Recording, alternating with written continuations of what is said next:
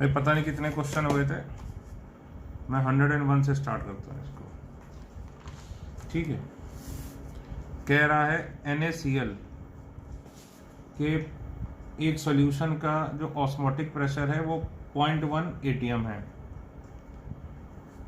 Glucose का 0.2 atm है, इसका 1 लीटर लिया, इसका 2 लीटर लिया, तो बताओ ऑस्मोटिक प्रेशर कितना हुआ। ठीक है, तो ये याद रखिएगा, ऑस्मोटिक प्रेशर कभी हमको निकालना हो मिक्सचर का तो π1 V1 π2 V2 V1 + V2, ये याद कर लो, ये हमेशा एप्लीकेबल है। ठीक है, तो बताओ भाई π1 कितना है, 0.1 × 1, 0.2 × 2 अपॉन 2 + 1 3, ये हो गया 0.5/3 atm। बस समझे ना, तो ये लर्न कर लो, ये हर जगह एप्लीकेबल है, ये हर जगह लगेगा, ये मैंने कराया भी था। ठीक है, तो इसमें तो वांट ऑफ फैक्टर भी होगा, लेकिन वो सब इसी फॉर्मूले में कवर हो जाता है। ठीक है, अब देखिए एक टाइप के क्वेश्चन मेडिकल में बहुत इंपॉर्टेंट है। अब जो 3-4 क्वेश्चन कराने जा रहा हूँ मेडिकल में आते हैं अच्छे खासे, जैसे कि arrange the following in order of their boiling point, freezing point, osmotic pressure, final vapour pressure of solution और relative lowering of vapour pressure. ठीक है, तो भाई 1 m urea,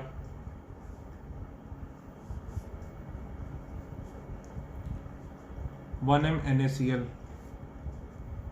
1 m CaCl2, 1 m Al2SO4 whole thrice.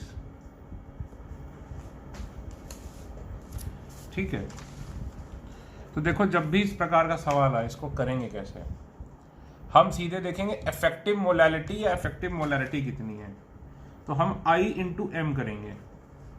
तो I कितना urea के लिए 1 non electrolyte है × 1, NaCl के लिए ये I कितना होगा, ये स्ट्रॉन्ग इलेक्ट्रोलाइट है 2 × 1, CaCl2 1 CaCl2 1 Ca 2 Cl देगा तो 3 × 1, ये 5 2 ये 3 ये × 1, कितना आ गया 1 2 3 5, ये हो गई इफेक्टिव मोलैलिटी, इसको ऐसे मान लो। ठीक है, तो I × M किसका ज्यादा है, D का, फिर C का, फिर B का, फिर A का, तो बताओ डेल्टा TV किसके प्रोपोर्शनल है, I × M, और बॉइलिंग पॉइंट ऑफ सोल्यूशन किसके प्रोपोर्शनल है, डेल्टा TV के, वो प्रोपोर्शनल है इसके, तो ये हो जाएगा। अब फ्रीजिंग पॉइंट क्या होता है, inversely proportional to delta TF,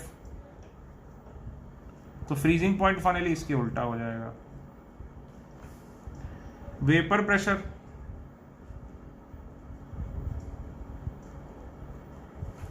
final vapour pressure of solution, vapour pressure inversely proportional to boiling point, तो बस इसका उल्टा हो जाएगा।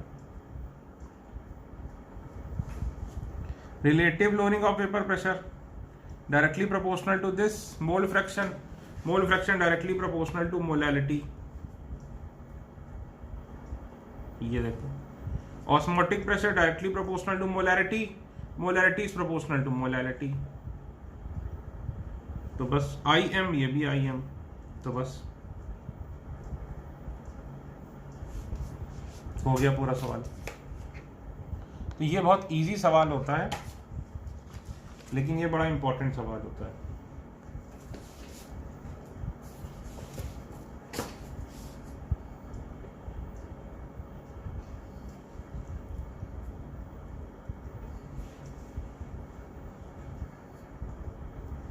ठीक है,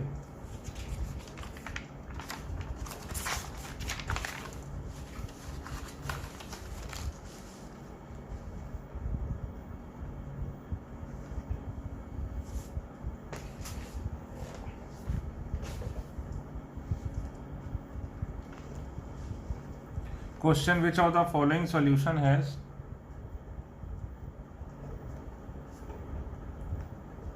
मैक्सिमम ऑस्मोटिक प्रेशर?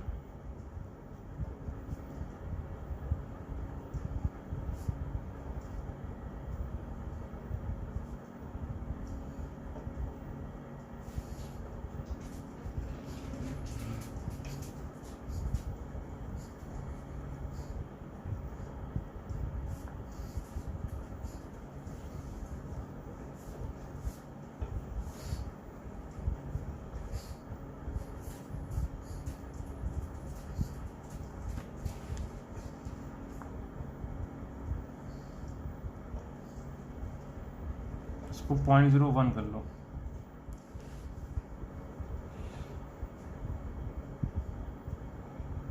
बताओ भाई, इसको 0.02 कर लो, इसको 0.06 कर लो, सब अलग अलग कर दिए। देखो इसको 0.04 कर दो। अब इनको ऑर्डर में लगाओ भाई, चलो ऑस्मोटिक प्रेशर के ऑर्डर में लगाओ। तो भाई हमेशा हम I इंटू एम देख लेंगे। यूरिया के लिए I कितना होगा 1, NaCl के लिए कितना होगा 2, CaCl2 के लिए कितना होगा 3, K3FeCN6। तो ये देखो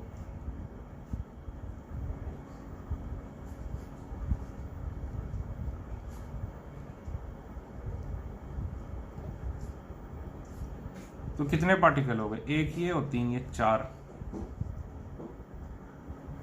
इंटू 0.04, ये कितना हो जाएगा 5 इंटू 0.02, तो हो गया 0.05, 0.02, 0.18, 0.16 और ये हो गया 0.1। तो ऑस्मोटिक प्रेशर सबसे ज़्यादा किसका आएगा भाई, इसका, C का, फिर D का, फिर E का, उसके बाद A का, फिर B का। ठीक है ना? तो ये आपका हो गया ये सवाल भी। एक क्वेश्चन और करेंगे, special question.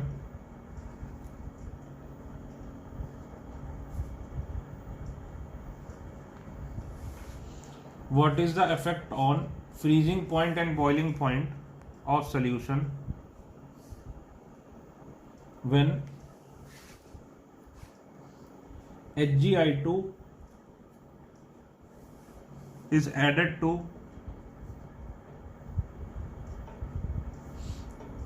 an KI solution?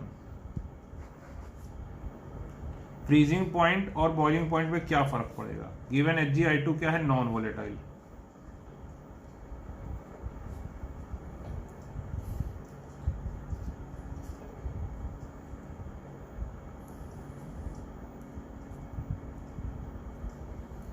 देखो जनरली क्या होता है, ये स्पेशल क्वेश्चन है क्योंकि ये स्पेशल केस है। क्यों?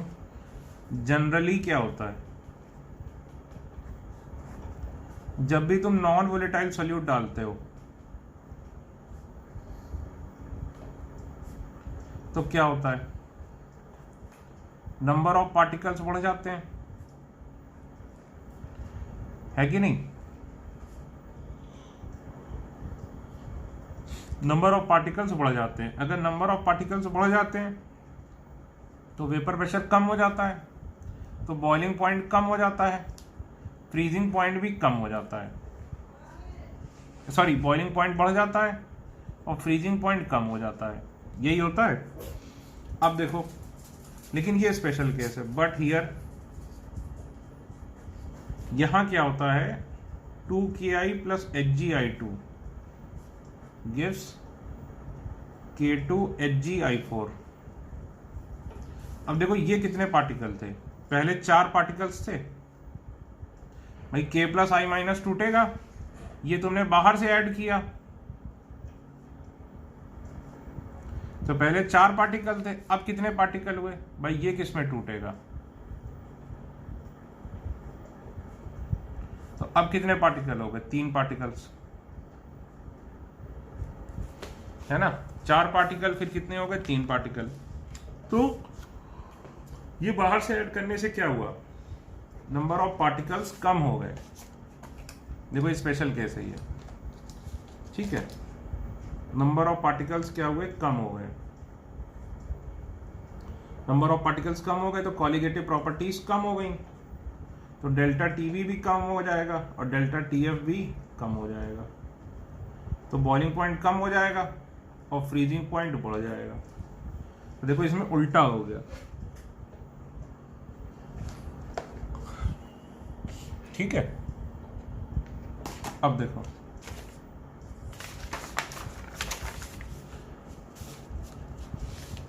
अब देखिए हम लास्ट टॉपिक इसका करने जा रहे हैं,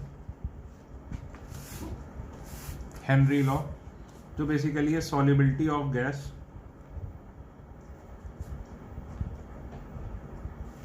इन अ सॉल्वेंट।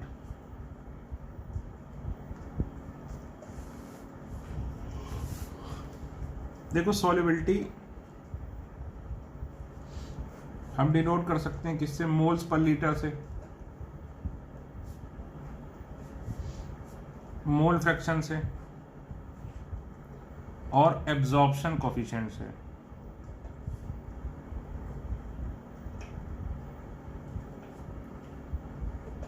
ठीक, अब देखो एब्जॉर्प्शन कोफिशिएंट क्या होता है।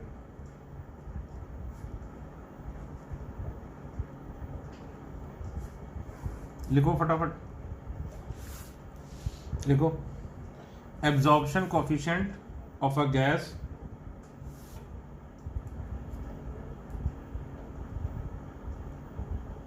absorption coefficient of a gas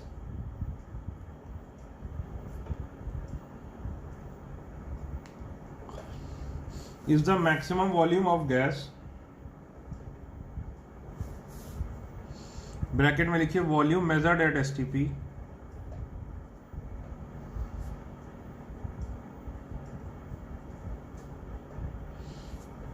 is the maximum volume of gas in 1 ml of solvent, so as to make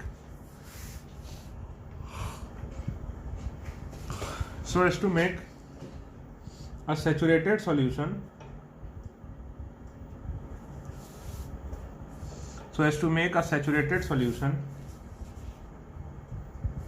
when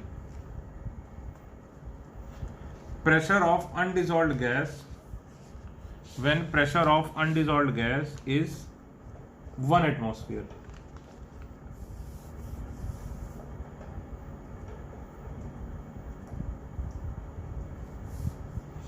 देखो ये क्या कह रहा है कि हमने क्या लिया 1 ml, मान लो वाटर, तो यहां पर क्या होगी? ऊपर गैस होगी, गैस के साथ इक्विलिब्रियम होगा, यहां भी गैस होगी, तो इसके 1 ml में मैक्सिमम कितनी गैस घुल सकती है?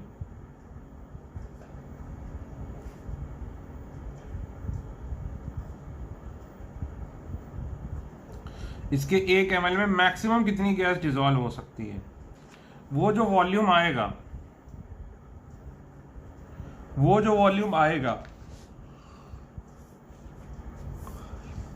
उस वॉल्यूम को हम क्या करेंगे? एसटीपी पे मेजर करेंगे। तो जो वॉल्यूम आएगा उसको क्या बोलेंगे? Absorption coefficient. एब्जॉर्प्शन कोफिशिएंट क्या है? 1 ml वाटर में मैक्सिमम कितनी गैस डिसॉल्व हो सकती है। अच्छा, इस जब ये कौन सी गैस है? अनडिसॉल्व्ड गैस, और ये क्या है? Dissolved gas. तो इसका प्रेशर क्या रखना है? 1 atm। तो जब बाहर की गैस का प्रेशर 1 atm हो तो 1 ml पानी में मैक्सिमम कितनी गैस डिसॉल्व हो सकती है, उसके वॉल्यूम को हम क्या बोलेंगे? Absorption coefficient. बस ये जो वॉल्यूम है वो हम किस पे मेजर करेंगे? एसटीपी पर। ठीक, तो भाई सिंपल सी बात है, जितना एब्जॉर्प्शन कोफिशिएंट ज्यादा होगा उतनी ही सॉल्युबिलिटी क्या होगी, ज्यादा होगी।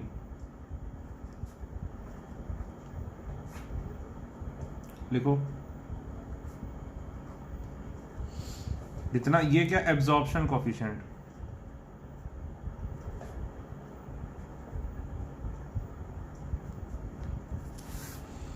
जितना एब्जॉर्प्शन कोफिशिएंट ज्यादा होगा उतनी ही solubility of gas in a solvent ज्यादा होगी।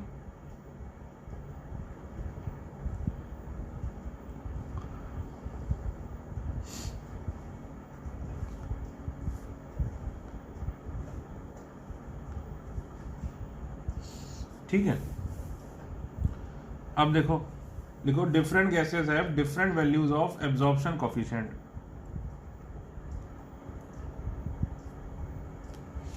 Different gases have different values of absorption coefficient.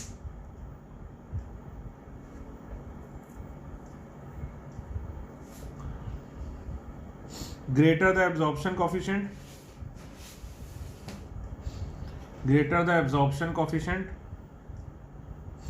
more is the solubility of gas in a liquid. Greater the absorption coefficient, more is the solubility of gas in a liquid. For example, CO2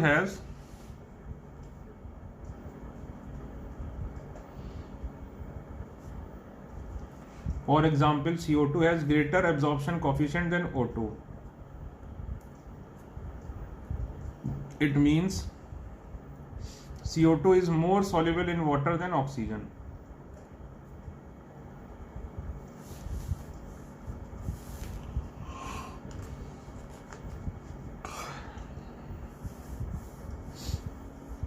अब देखो, solubility of gas in water depends upon, मतलब solubility of gas in a solvent depends upon, किस पे depend करता है भाई, pressure of gas, temperature of gas,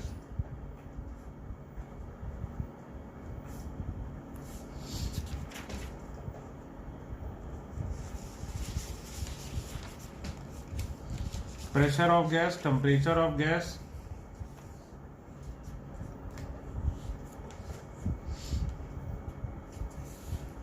nature of gas,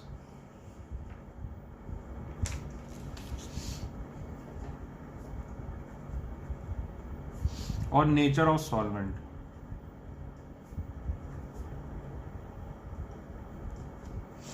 इन चार चीजों पे सॉल्युबिलिटी डिपेंड करती है, एक एक करके देखते हैं।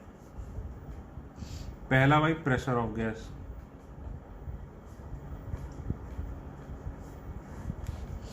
ठीक, मान लीजिए ये CO2 गैसियस है, ये CO2 एक्वस है, ये क्या है, अनडिजॉल्व्ड गैस, और ये क्या है, डिजॉल्व्ड गैस।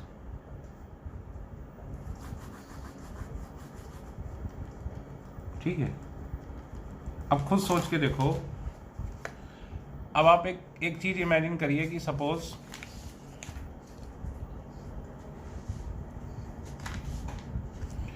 करिए ऐसे करके कि स्ट्रॉ है, ठीक है, स्ट्रॉ पानी में डूबी हुई है और आप स्ट्रॉ में क्या कर रहे हैं, फूंक रहे हैं।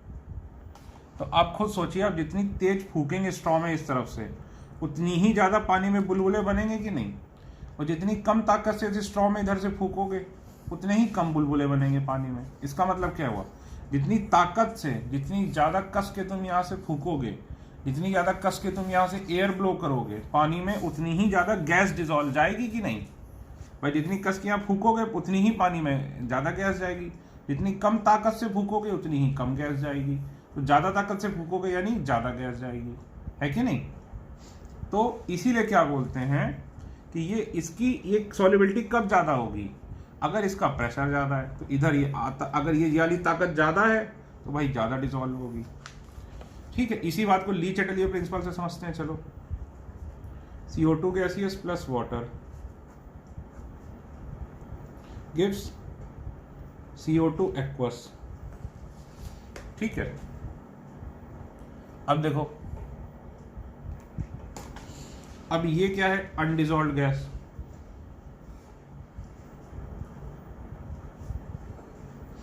और इधर क्या है, ये क्या है, डिजॉल्व्ड गैस, अनडिजॉल्व्ड गैस है, ये क्या है, डिजॉल्व्ड गैस। ठीक, अब यहां देखो बेटा गैसियस मोल्स कितने हैं, यहां पर एक ही गैसियस मोल है, 1 गैसियस मोल, और यहां पर कितने गैसियस मोल है, 0 gaseous moles.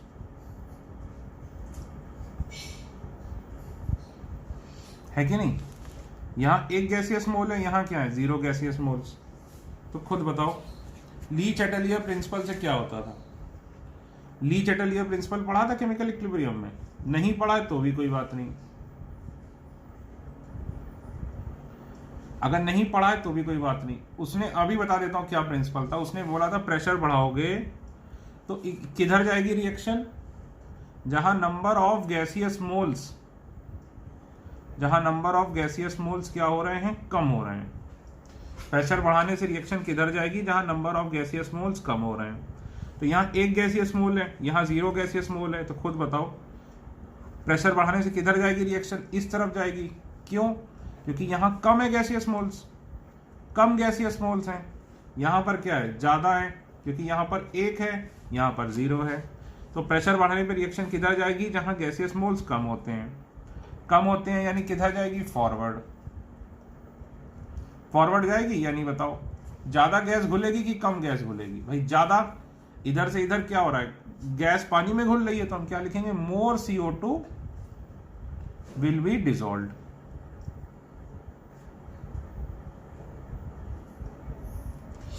More CO2 will be dissolved.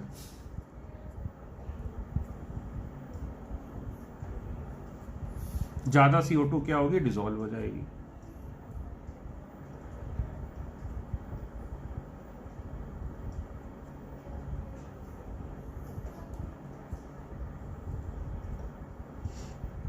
ठीक है, मोर CO2 विल बी डिसॉल्व।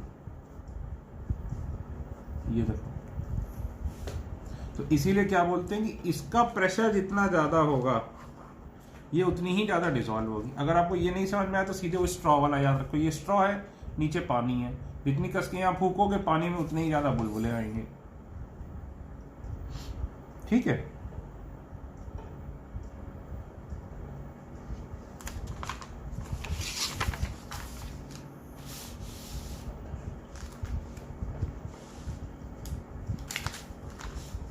तो लिख लो therefore amount of dissolved gas, या ऐसे लिख लो प्रेशर ऑफ अनडिसॉल्व्ड गैस जितना ज्यादा होगा गैस उतनी ही ज्यादा पानी में डिसॉल्व होगी।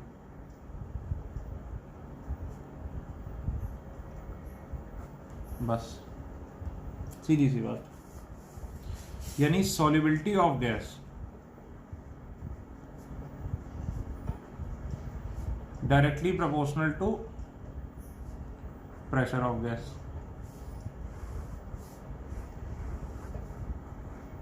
है कि नहीं भाई, solubility of gas is directly proportional to pressure of gas. और हमेशा आप क्या याद रख सकते हैं कि स्ट्रॉ से पानी में आप फूक रहे हैं। अब देखो इफेक्ट ऑफ टेम्परेचर,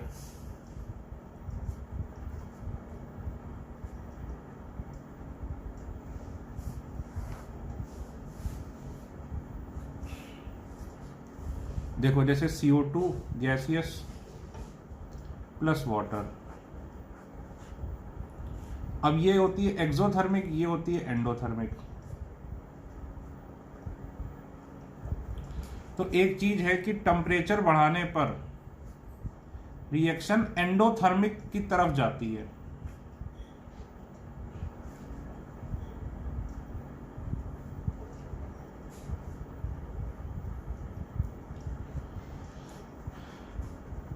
टेम्परेचर बढ़ाने पर क्या होगा, रिएक्शन एंडोथर्मिक की तरफ मूव करेगी।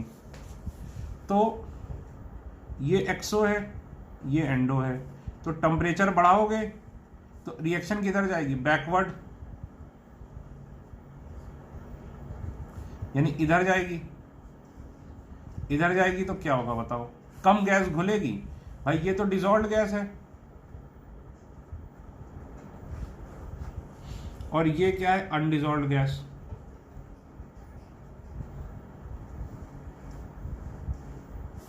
ये डिसॉल्व्ड गैस है, ये अनडिसॉल्व्ड गैस। तो टेम्परेचर बढ़ाने पर रिएक्शन एंडो की साइड मूव करेगी, यानी बैकवर्ड जाएगी, यानी डिसॉल्व्ड गैस क्या बन जाएगी, अनडिसॉल्व्ड गैस, यानी less gas will be dissolved.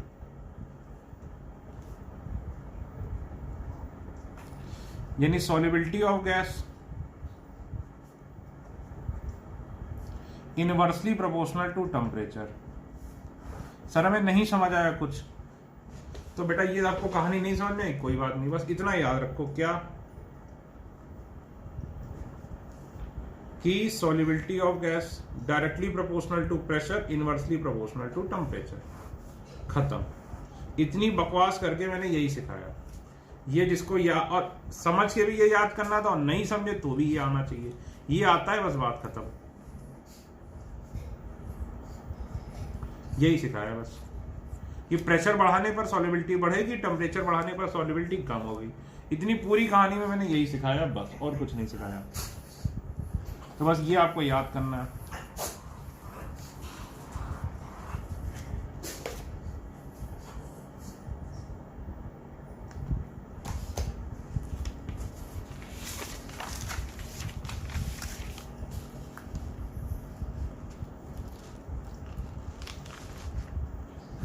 ठीक, अब देखो nature of gas. Nature of gas and solvent. तो एक कहावत टाइप से आपको पढ़ाई जाती है कि लाइक डिसॉल्व्स लाइक। क्या बोलते हैं बेटा, लाइक डिसॉल्व्स लाइक। इसका मतलब क्या होता है कि जो पोलर गैस होगी वो किस में डिसॉल्व होगी, पोलर सॉल्वेंट में, और जो नॉन पोलर गैस है वो किस में डिसॉल्व होगी, नॉन पोलर सॉल्वेंट में।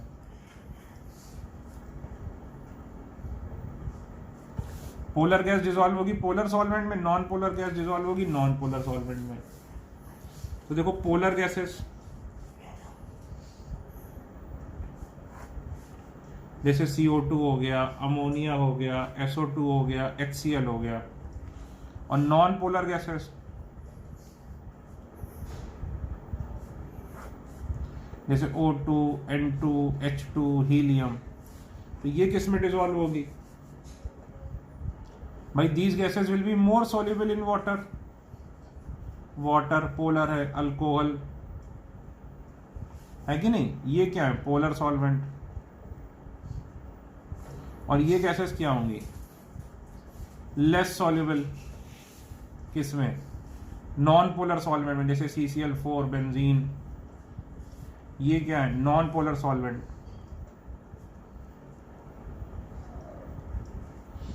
अब ये नॉन पोलर गैसेस है, तो अब ये क्या होंगी, more soluble in benzene, CCl4 et cetera, जो कि क्या है, नॉन पोलर सॉल्वेंट।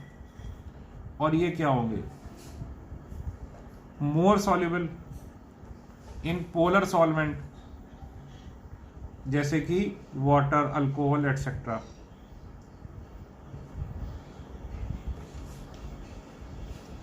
ठीक है,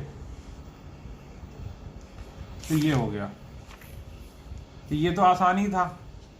अब हम मेन टॉपिक पे आते हैं, जो कि है हेनरी लॉ, जिस पे एग्जाम में सवाल आता है, हेनरीज लॉ। ठीक है, ये बोर्ड में भी लिखने को आ सकता है। तो हेनरी लॉ बताता क्या है, ये बताता है कि ये जो पहला पॉइंट पढ़ा था हमने कि भाई इसका प्रेशर ज्यादा होगा तो गैस ज्यादा डिसॉल्व होगी, यही पढ़ा था, इसका प्रेशर ज्यादा तो ज्यादा डिसॉल्व होगी। तो हेनरी लॉ में क्या बताता है कि लिखो, Henry law gives a relation between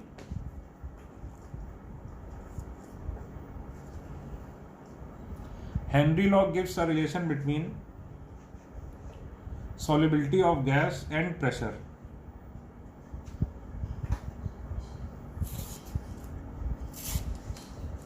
Henry law gives a relation between solubility of gas and pressure.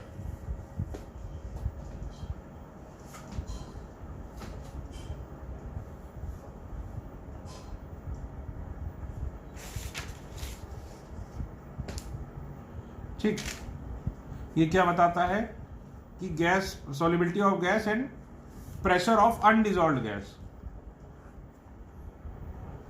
जैसे ये गैसियस है, ये एक्वस है, तो ये क्या होगी? डिजॉल्व्ड गैस, और ये क्या होगी? अनडिजॉल्व्ड गैस। ठीक है, तो ये क्या कहता है सीधे सीधे कि जितना प्रेशर ज्यादा होगा, भाई जो हमने पढ़ रखा है, उतनी ही ज्यादा गैस डिजॉल्व होगी। तो पहले सुन लो, ये क्या कहता है कि मास of dissolved gas is directly proportional to pressure of undissolved gas। समझो पहले, mass of dissolved gas is directly proportional to pressure of undissolved gas। यानी ये जितना ज्यादा, ये कितना डिजॉल्व होगा, जितना ज्यादा इसका प्रेशर होगा उतना ही ज्यादा ये क्या होगा? डिजॉल्व होता चला जाएगा। यानी mass of dissolved gas dg directly proportional to pressure of undissolved gas. ठीक, तो अगर लाइन बनाओ तो ये देखो, मास ऑफ प्रेशर, ये लाइन आ जाएगी। तो लिखो, इसी बात को इंग्लिश में लिख लेते हैं। According to Henry's law, at a given temperature,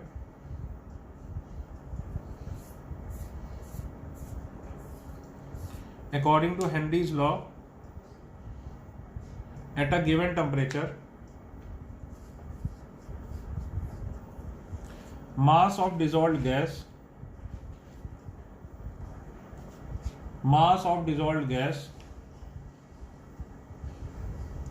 in a given volume of solvent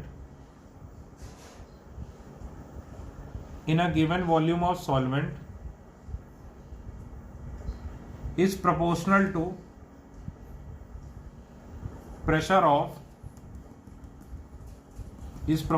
to pressure of undissolved gas।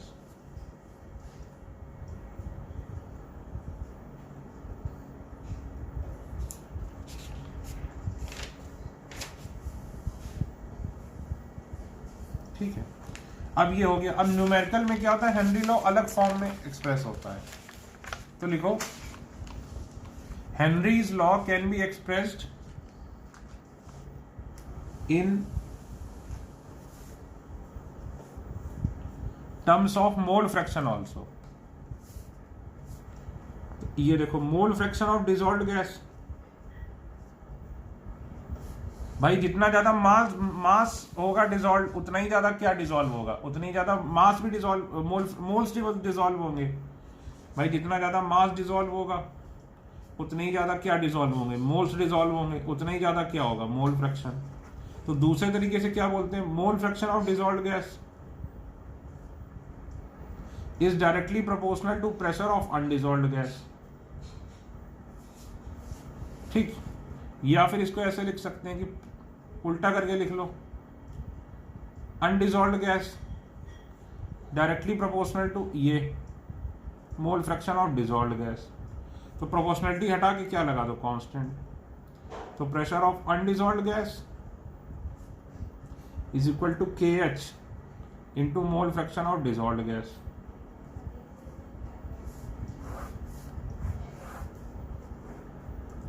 ठीक, अभी KH आपको पता ही है, इसको क्या बोलेंगे? Henrys constant.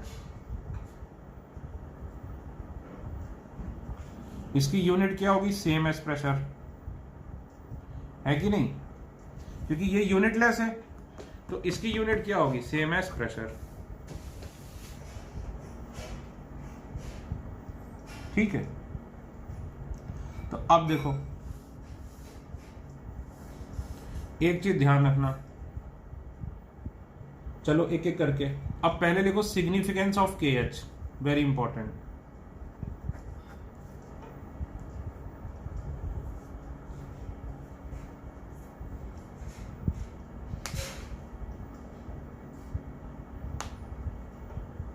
Significance of KH। तो भाई ये ध्यान रखना कि KH is inversely proportional to solubility of gas.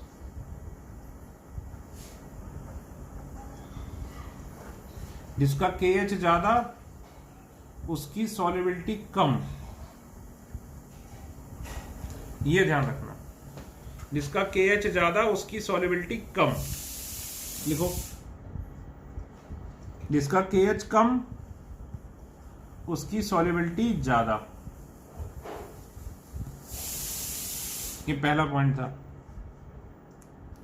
लिख लो। For example, oxygen is more soluble in water than hydrogen. Oxygen is more soluble in water than hydrogen. So fill in the blanks. Has higher KH. बताओ किसका KH ज्यादा होगा? अगर oxygen ज्यादा soluble है पानी में एज कंपेयर टू हाइड्रोजन, तो KH किसका ज्यादा होगा बताओ? ऑक्सीजन ज्यादा सॉल्युबल है तो KH किसका ज्यादा होगा बताओ?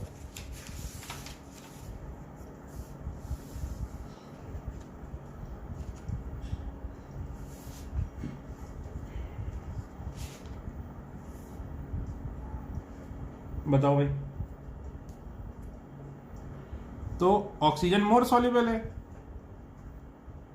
तो हाइड्रोजन यहां पर आएगा, क्योंकि KH ज्यादा तो सॉल्युबिलिटी कम। ठीक, तो दूसरा पॉइंट लिख लो। और टेम्परेचर ज्यादा होने से भी क्या होती थी, याद करो, सॉल्युबिलिटी कम। और KH ज्यादा होने से भी क्या होती है, सॉल्युबिलिटी कम। यानी KH is proportional to temperature. Temperature बढ़ने से क्या होगा, KH बढ़ेगा।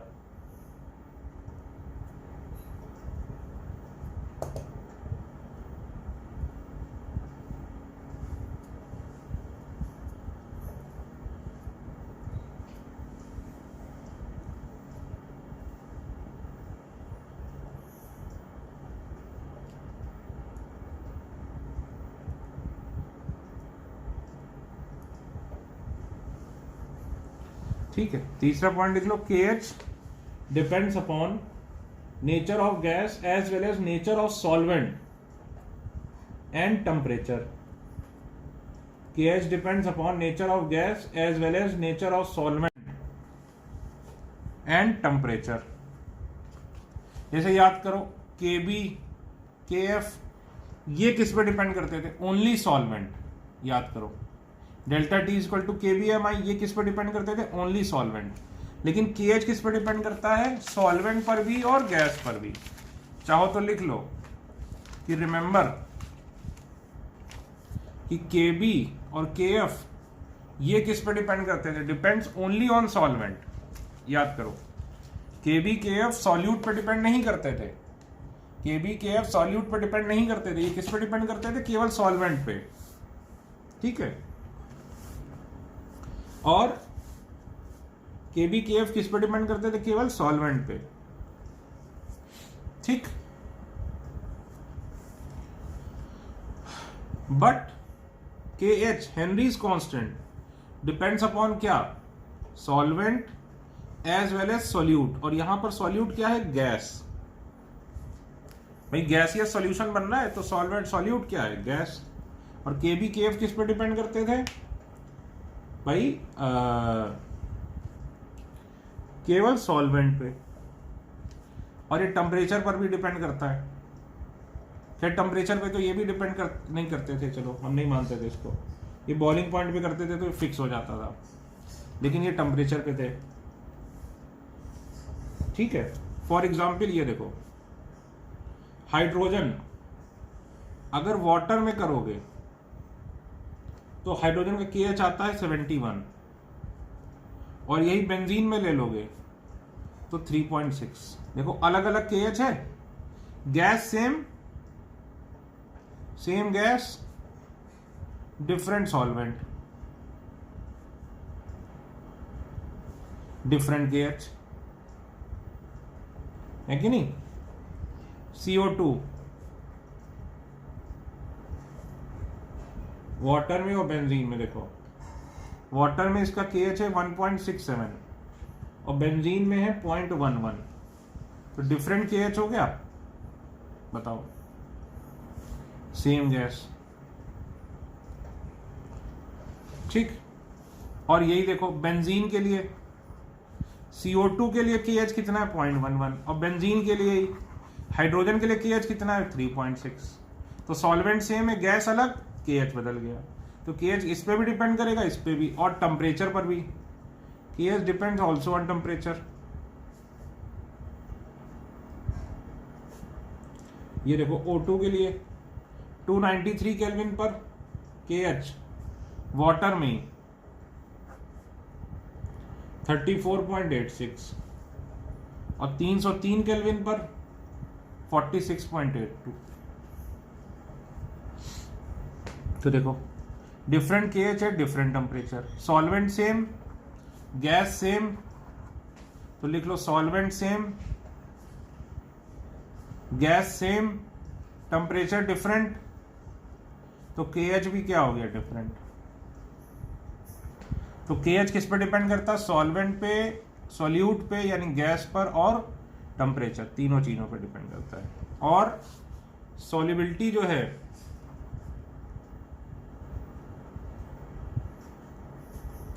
वो KH के इनवर्सली प्रोपोर्शनल है।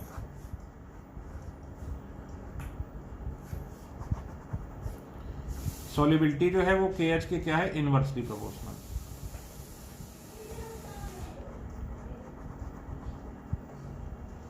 ठीक है ना।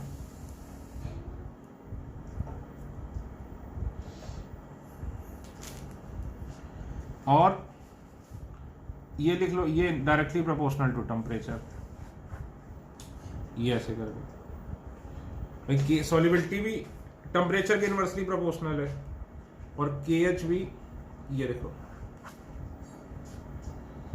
ठीक। ये देखो टेम्परेचर बढ़ाने पर KH बढ़ रहा है। अब लिखो Henrys limitation of Henry law.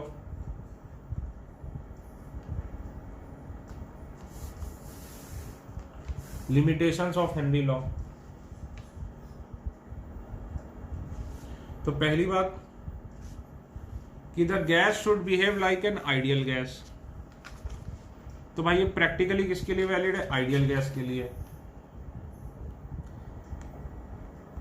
ठीक है, तो आइडियल गैस, तो गैस आइडियल गैस की तरह कब बिहेव करती थी, याद करो, जब प्रेशर लो होता था और टेम्परेचर हाई होता था। तो लिख लो प्रेशर लो और टेम्परेचर हाई, ठीक। अगला पॉइंट लिख लो, the gas should not react with solvent, the gas should not react with solvent, or it should not undergo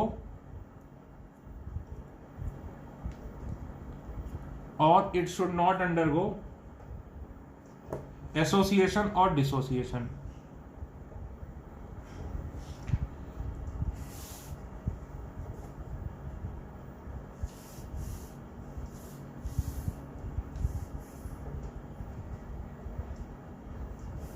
ठीक है, it should not undergo association और डिसोसिएशन। फॉर एग्जाम्पल,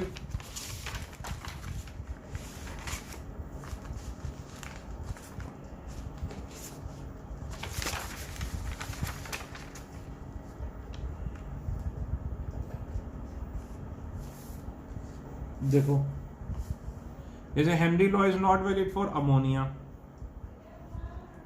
क्योंकि ammonia पानी में क्या बन जाएगी, देखो NH4OH,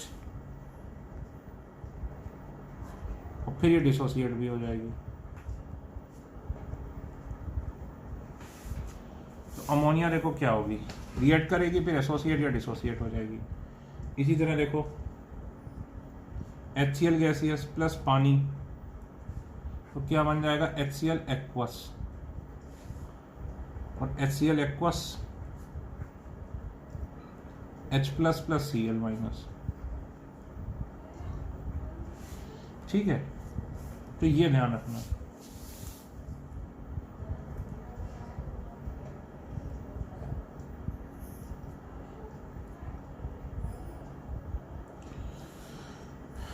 अब देखिए applications of Henry law, heading डाली एप्लीकेशन ऑफ हेनरी लॉ।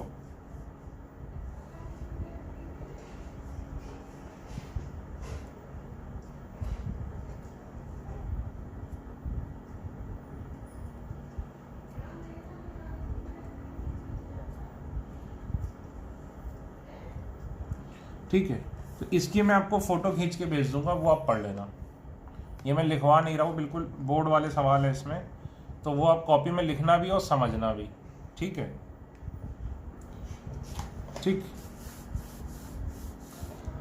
अब एक चीज और लिखो, नोट। जो मोल फ्रैक्शन ऑफ डिसॉल्व्ड गैस होता है वो क्या लिखोगे, moles of gas upon moles of gas plus moles of water. तो वाटर गैस सॉल्वेंट है, जनरली गैस पानी में बहुत कम घुलती है, तो इसको निगलेक्ट कर देते हैं। ये देखो, generally it is neglected.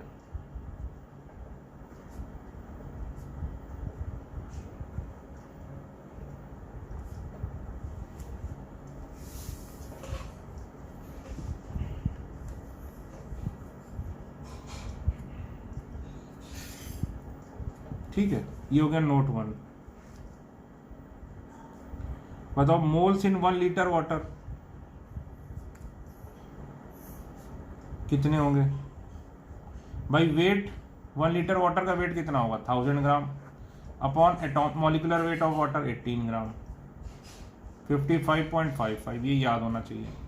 1 litre water में कितने मोल्स होते हैं, 1000 upon 18 is equal to 55.55। Question number कौन सा हुआ ये, 105 एनसीईआरटी का क्वेश्चन है ये।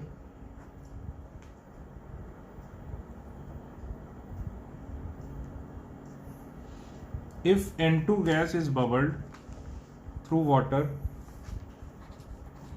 if N2 gas is bubbled to water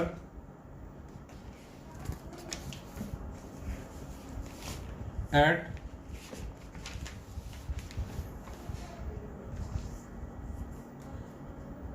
293 Kelvin, at 293 Kelvin, N2 gas is bubbled through water at 293 Kelvin. How many millimoles of nitrogen gas? How many millimoles of nitrogen gas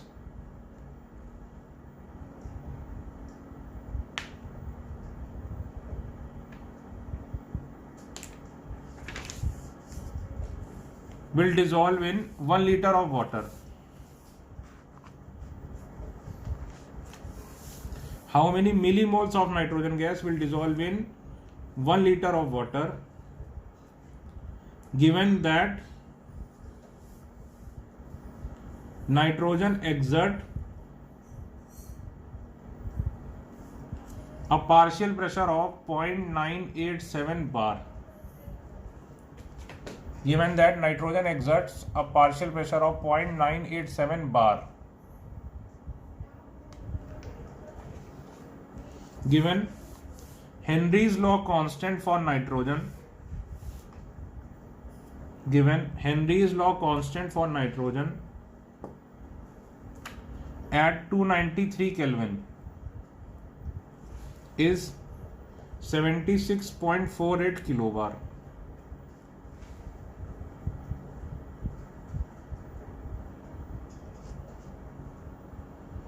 ठीक है, pause करिए, try करिए इसको pause करके।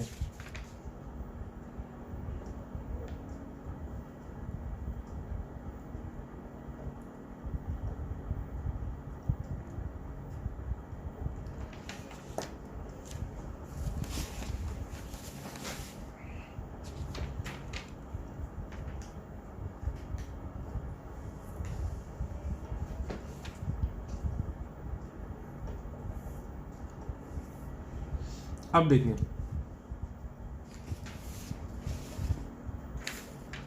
करते हैं भाई इसको। तो पूछ रहा अगर 1 लीटर वाटर ले लें तो मोल्स ऑफ ये कितने होंगे नाइट्रोजन, तो मिली मोल्स चाहिए, तो मिली मोल्स यानी मोल्स इंटू 1000 कर दोगे। हमने लिया कितना 1 लीटर वाटर, तो पहले तो हेनरी लॉ का फॉर्मूला लगाओ भाई, क्या फॉर्मूला है, pressure of undissolved gas is equal to Henry law constant into mole fraction of nitrogen. तो मोल फ्रैक्शन ऑफ नाइट्रोजन क्या हुआ, pressure of nitrogen gas upon Henry law constant. तो ये कितना 0.987 बार, ये कितना है 76.48 किलो बार। यूनिट सेम होनी चाहिए, तो ये थोड़ा कैलकुलेटिव है, तो ये आ गया 1.29 इंटू 10 की पावर -5। ठीक, तो अब भाई इसको हम क्या लिखेंगे, moles of nitrogen upon moles of nitrogen plus moles of water is equal to 1.29 into 10 की पावर -5। इसको निगलेक्ट कर दोगे तो फिर यही चीज कितनी आ गई, moles of nitrogen upon moles of water कितने हो जाएंगे 55.55। तो बस मोल्स ऑफ नाइट्रोजन कितने हो गए 55.55 इंटू 1.29 इंटू 10 की पावर -5। ठीक, तो ये कितने हो गए 71.595 इंटू 10 की पावर 5 मोल्स। तो इतने मोल्स हो गए। तो अब हमें क्या निकालने, मिली मोल्स। तो मिली मोल्स कैसे निकालोगे,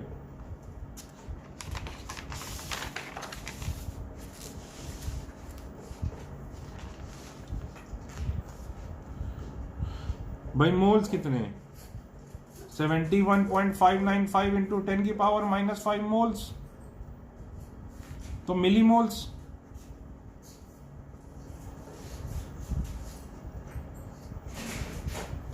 is equal to moles into 10 की पावर 3। तो 71.595 इंटू 10 की पावर -5 इंटू 10 की पावर 3, तो ये कितना हो गया, इतने मिली मोल्स। बस हो गया।